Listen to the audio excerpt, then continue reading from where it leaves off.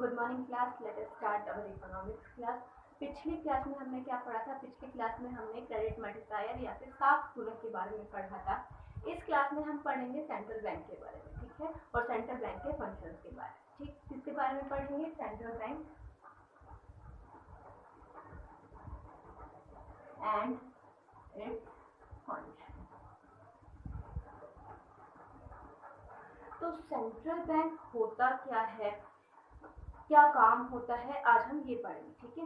Central bank एक ऐसा bank होता है जो पूरे देश की बैंकिंग सिस्टम को क्या करता है? कंट्रोल करता है और उसको चलाता है। ये हर कंट्री में होता है एक सेंट्रल बैंक। उनके अलग अलग नाम हो सकते हैं, जैसे हमारे यहाँ पे हमारे सेंट्रल बैंक का नाम क्या है? आरबीआई, ठीक है, रिजर्व बैंक ऑफ इंडिया, केंद्रीय बैंक है हमारा, क्या, कौन?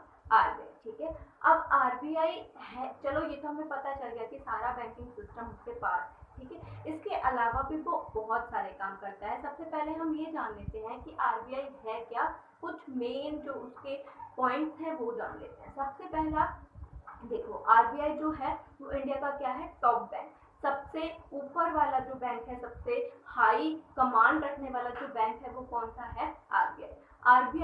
आरबीआई ही हमारे देश में एकमात्र ऐसा बैंक है या ऐसा इंस्टीट्यूशन है जिसके पास नोट इशुइंग अथॉरिटी है। क्या है? नोट इशुइंग अथॉरिटी, ऐसी अथॉरिटी कि वो नोट्स इशू कर सकता है, बाकी किसी के पास भी ये अथॉरिटी नहीं, ठीक है। उसके बाद क्या है, ये अथॉरिटी होने के साथ साथ ये क्या करता है? गवर्नमेंट की भी सारी जो भी बैंकिंग एक्टिविटीज है उनको कंट्रोल करता है, ठीक है। तो आरबीआई के बारे में हमने क्या पढ़ा? टॉप बैंक है और क्या करता है? नोट्स इशू कर, ठीक है। अब हम इसके अलग अलग फंक्शंस के बारे में पढ़ेंगे कि आरबीआई कौन कौन से एक्स्ट्रा फंक्शंस परफॉर्म करता है, ठीक है। 7 फंक्शंस है इसके आपके बुक में, कुछ हम आज करेंगे, कुछ हम कल के लिए रखेंगे, ठीक है। पहला जो फंक्शन है उसका सबसे आरबीआई का सबसे, जब हम आरबीआई के बारे में पढ़ते हैं उसी में ही उसका फंक्शन आ जाता है। सबसे पहला कौन सा?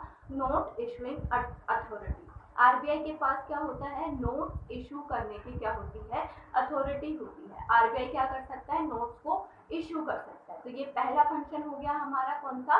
Note issuing authority.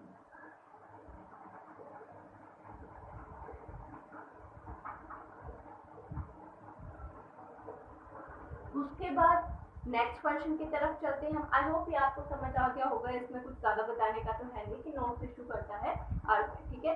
इसके कुछ मेजर्स होते हैं, कुछ सावधानियां रख के इसको नोट्स इशू करने पड़ते हैं। वो सावधानियां हमने पिछले चैप्टर में पढ़ी, ठीक है। उसके बाद हम आते हैं सेकेंड पॉइंट।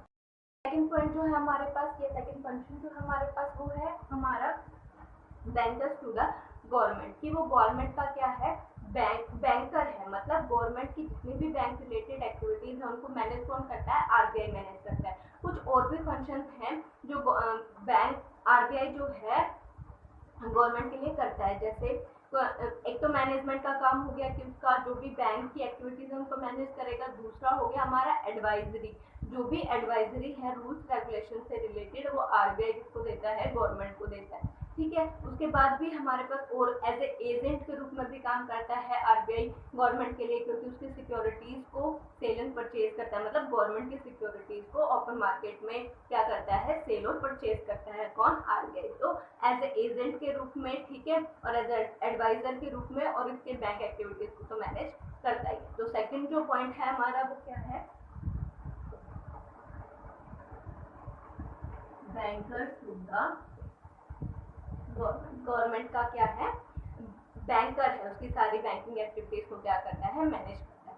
उसके बाद जो थर्ड पॉइंट आता है हमारा, थर्ड पॉइंट क्या है? थर्ड पॉइंट है हमारे पास lender to the last resort. Lender to the last resort क्या होता है?